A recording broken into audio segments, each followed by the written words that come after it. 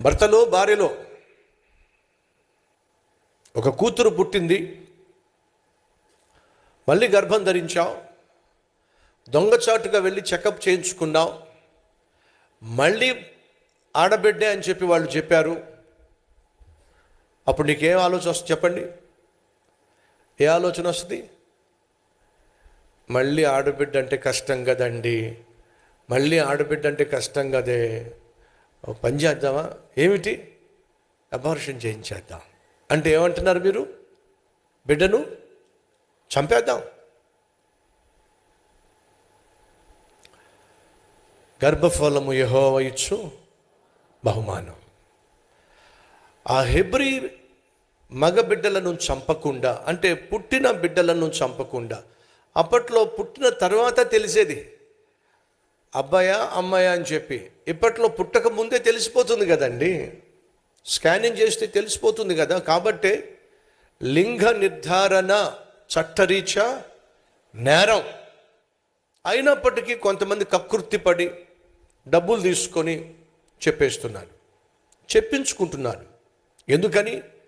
మనం అనుకున్న అబ్బాయి అయితే ఉంచుకుందాం, మనం అనుకున్న బిడ్డ అయితే ఉంచుకుందాం, లేకపోతే అబార్షన్ చేయించేద్దాం అంటే అర్థం ఏమిటి?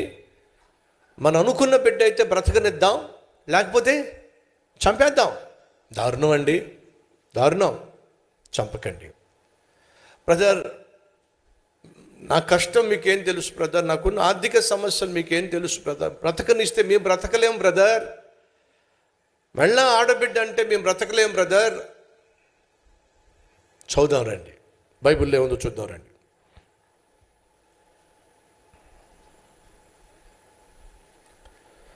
పదిహేడవ వచనం లేదా 16వ వచనం కూడా.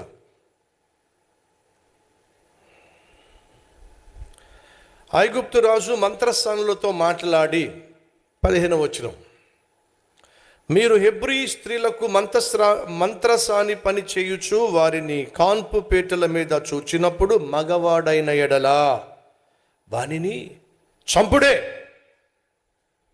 ఆడుదైన ఎడలా దానిని బ్రతకనీయుడే అని వారితో చెప్పెను. Licence, చంపేయడానికి licence.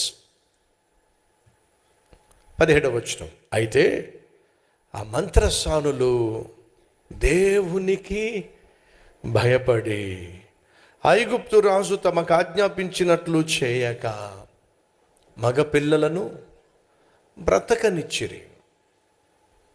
ఎవరికి భయపడి బ్రతకనిచ్చారు? గడి చెప్పండి. మేము చంపాం.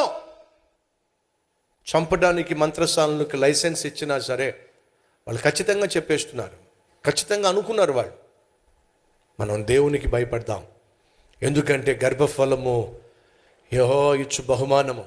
ఆ బహుమానాన్ని మనం ఎలా చంపేస్తాం? ఒకవేళ బ్రతకనిస్తే బ్రతకడం కష్టం కదా. ఇది మనలో అనేక మందికి ప్రశ్న. అనుకోకుండా మళ్ళా గర్భవతిని అయ్యానండి, అనుకోకుండా మళ్ళీ నా భార్య గర్భవతి అయ్యిందండి, మళ్ళీ ఇంకొక బిడ్డ అంటే కష్టం అండి. ఎందుకని? భయం వేస్తుందండి. ఎందుకు భయం వేస్తుంది? మాకున్న పరిస్థితులు అలాంటివండి. అంటే నీకున్న పరిస్థితులను బట్టి నువ్వు భయపడుతున్నావు, కాబట్టి నువ్వు ఒక ఆలోచనకు వస్తున్నావు, ఏంటంటే చంపేద్దాం. కానీ మంత్రసానులు చంపలేదండి. కాబట్టి దేవుడు ఏం చేశాడో బైబిల్లో ఉందో చూద్దామండి.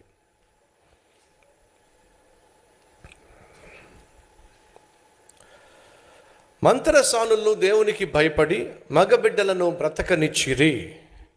ఐగుప్తు రాజు ఆ మంత్రసానులను పిలిపించి, మీరెందుకు మగపిల్లలను బ్రతకనిచ్చితిరి అని అడుగను.